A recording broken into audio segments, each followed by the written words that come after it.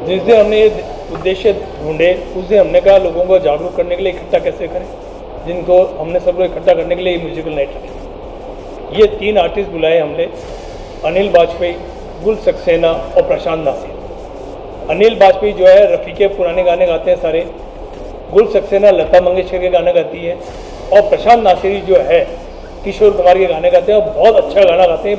तीनों आर्टिस्ट बॉम्बे से आ रहे हैं, कल रात तक अजमेर पहुंच जाएंगे। 30 तारीख को हमारे प्रोग्राम करेंगे और 1 को वापस जाएंगे। कहाँ पर रखा कार्यक्रम? ये प्रोग्राम उन्हें जवाहरलाल नेहरू हॉस्पिटल के कॉलेज के पीछे ऑडिटोरियम में रखा है।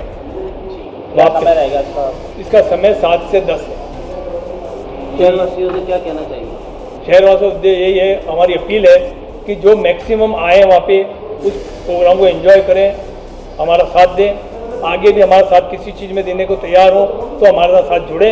हम हर तरह से उनके साथ जुड़ने को तैयार है पूरे शहर में। सभी के लिए रखा गया है सर, इसके लिए पासिस हैं, क्योंकि सबके लिए रखेंगे तो फिर तो हमारे कंट्रोल करना भारी पड़ेगा। इसके लिए पासिस अवेलेबल हैं, अजमेर क्लब से ले लें, मेयर ललित सेठ से ले लें और हमारे रोटरी मेंबर किसी से भी ले लें, हम उनको पास देने को तैयार हैं।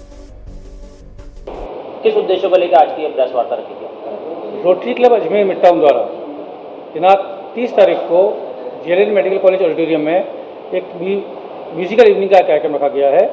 इस म्यूजिकल इवनिंग कार्यक्रम रखने का उद्देश्य, हमने 2 उद्देश्य इसमें रखे हैं। पहला उद्देश्य है जो कि महिलाओं में सर्वाइकल कैंसर होता है, अभी बहुत ज़्यादा पॉपुलर नहीं है कैंसर का नाम इंडिया में, लेकिन अगर हम वर्ल्ड की बात करें तो लगभग 3 लाख महिलाएं हर वर्ष इस सर्वाइकल कैंसर से मर रही हैं। अगर इस कैंसर का समय पर इलाज हो जाए, समय पर पता चल जाए, या वैक्सीन भी उपलब्ध है इसकी, अगर वैक्सीनेशन हो जाए तो इन सब मौतों को रोका जा सकता है। जो 21 एशियन कंट्रीज़ हैं, इन 21 एशियन कंट्रीज़ के अंदर भारत 5वें नंबर पर आता है। मतलब आज भारत के अंदर 5वीं स्थान पहुँच चुका है जहाँ मौतें हो रही हैं। तो इन सबको रोकथाम के लिए भारत सरकार भी आगे आई है। भारत सरकार ने भी ये घोषणा की है कि इसका वैक्सीनेशन किया जाएगा।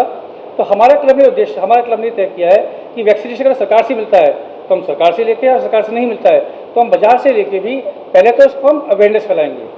बेसिकली ये वैक्सीनेशन जो होता है, ये वैक्सीनेशन होता है उन लड़कियों के लिए होता है जो लड़कियां 16 साल से लेके और 20-22 साल तक की एज की होती हैं। अगर इस एज में अगर वैक्सीनेशन कर लिया जाए तो इनको बाद में जाके इन्फेक्शन, अगर इन्फेक्शन के कारण जो सर्वाइकल कैंसर होता है वो कैंसर नहीं होगा।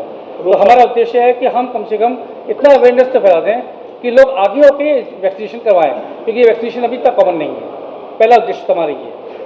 दूसरा उद्देश्य ये है हमने कि अजमेर में, क्योंकि अभी गर्मियाँ हैं और ग्लोबल वार्मिंग के कारण जितनी गर्मियों से हम सब पीड़ित रहे हैं, तो दूसरा उद्देश्य हमने लिया है rotary mission green Ajmer. Rotary mission green Ajmer के तहत हमने 2 पार्ट में डिवाइड किया है। पहला पार्ट होगा कि अजमेर ब्यूटिफिकेशन के लिए जितने भी डिवाइडर्स हैं, जितने भी चौराहे हैं, हम वहाँ पेड़ लगाएंगे। हालांकि वहाँ बहुत ऊंचे पेड़ लगाना संभव नहीं है, क्योंकि जब हम चौराहे पे पेड़ लगाते हैं तो विजन चाहिए होता है, तो वहाँ छोटे पेड़ लगाएंगे।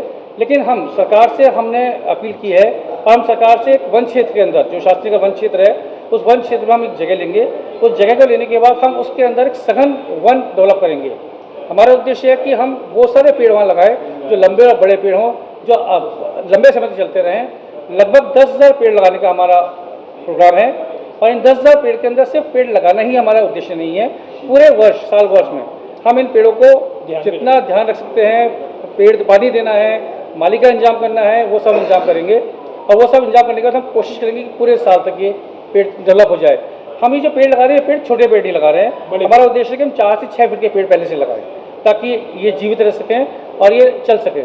तो हमारा उद्देश्य है कि हम 10,000 पेड़ कम से कम ऐसे लगाएं, ताकि हम पूरे वन क्षेत्र डेवलप कर सकें और पूरे बायोडाइवर्सिटी पार्क अजमेर में बन सके, जो कि बायोलॉजिकल पार्क बन रहा है अजमेर में, उसके पास में एक बायोडाइवर्सिटी पार्क हम बना सकें। हम सरकार की मदद से काम करने का उद्देश्य रखते हैं। एक और म्यूजिकल नाइट के बारे में ये आप 1 सेकंड। जिस दिन हमने ये उद्देश्य ढूंढे उस दिन हमने कहा लोगों को जागरूक करने के लिए इकट्ठा कैसे करें, जिनको हमने सब लोग इकट्ठा करने के लिए म्यूजिकल नाइट रखी। ये 3 आर्टिस्ट बुलाए हमने, अनिल बाजपेयी, गुल सक्सेना और प्रशांत नासिर।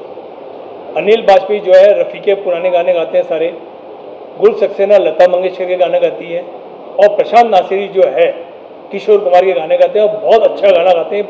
तीनों आर्टिस्ट बॉम्बे से आ रहे हैं, कल रात तक अजमेर पहुंच जाएंगे। 30 तारीख को हमारे प्रोग्राम करेंगे और 1 को वापस जाएंगे। कहाँ पर रखा कार्यक्रम? ये प्रोग्राम उन्हें जवाहरलाल नेहरू हॉस्पिटल के कॉलेज के पीछे ऑडिटोरियम में रखा है। क्या समय रहेगा इसका समय 7 से 10 है। शहरवासियों से क्या कहना चाहिए? शहरवासियों से यही है, हमारी अपील है कि जो मैक्सिमम आए वहाँ पे उस प्रोग्राम को एंजॉय करें, हमारा साथ दें, आगे भी हमारा साथ किसी चीज़ में देने को तैयार हो तो हमारे साथ जुड़े। हम हर तरह से उनके साथ जुड़ने को तैयार है पूरे शहर ये में। सभी के लिए रखा गया है ये?